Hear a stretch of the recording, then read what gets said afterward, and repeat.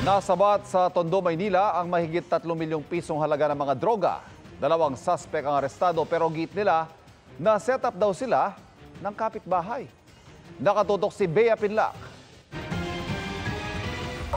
Na-aresto kayo sa batas na RA 9165. Ikaw ay may karapatan kayo, nahimik kung gusto walang ibo.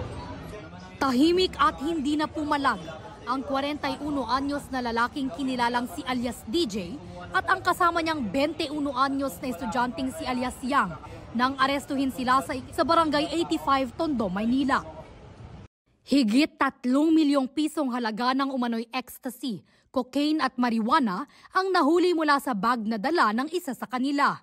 Nakuha din natin sila ng suspected 45 grams of cocaine at yung 11 grams of marijuana na may total value of 3,022,000 pesos.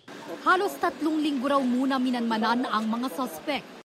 Meron ng lead, no, saan nila binabagsak at sino yung kumukuha ng mga mga illegal drugs na ito.